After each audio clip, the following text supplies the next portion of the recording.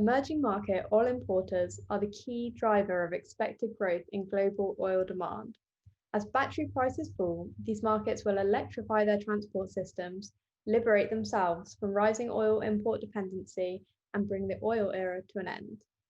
At heart, this is a simple choice between expensive oil produced with rising prices and growing import dependency, or domestic energy produced by renewable sources with falling prices over time.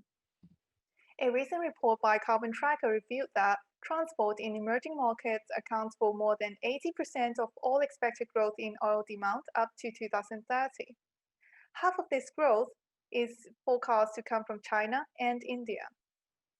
Most governments have strong incentives to electrify their transport systems. Emerging markets, including India, China, Southeast Asia, and most of Africa, spend huge sums on oil imports every year, and half of it is used on transport. So the key driver of the transport transition is the rapidly falling cost of batteries. As battery costs fall, there are four identifiable ages of electric vehicle. We set this out for cars, but there are similar curves for other types of vehicles. First, starting from the top left of our curve, when global average battery prices were high, above $500 per kilowatt hour, the EV could only be afforded by the rich. The second stage is when battery prices fell to a level at which EVs could only compete with traditional internal combustion engine cars in terms of total cost of ownership. This level was reached at around $200 per kilowatt hour in 2017-18.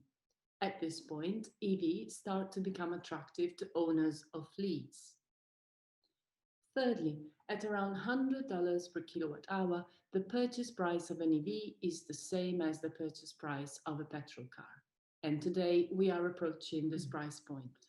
Finally, the logic of the battery learning curves inevitably implies that prices of EVs will keep falling such that they will become much lower than the prices of petrol cars. At that point, we expect governments to mandate the sale of EVs. Electrifying transport reduces the cost of energy imports per vehicle by at least 90%, cuts the number of premature deaths from air pollution linked to transport by 75%, and reduces the cost to consumers by at least 2/3. Buying a petrol car commits you to import $10,000 of gasoline over its lifetime. Compare this to the solar equipment equivalent to power an electric vehicle of just under $1,000. Lower oil demand will save the emerging markets up to $250 billion a year in 2030, more than enough to pay for renewable infrastructure. The annual cost per car of imported gasoline is about the same as the total cost of local EV charging infrastructure. In 2019, EV were 59% of bus sales and 61% of two-wheeler sales in China. The government targets 20% of cars to be EV by 2025, and the implication of President Xi's recent pledges is that all Chinese cars will have EV drivetrains by 2035.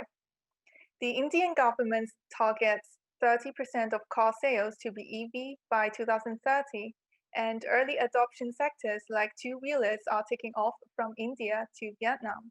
An emerging market, transport leapfrog, would reduce expected oil demand by over 70% of total expected oil demand growth under a 2030 business as usual scenario. Factor in the war on plastics, and it becomes ever more likely that oil demand has already peaked.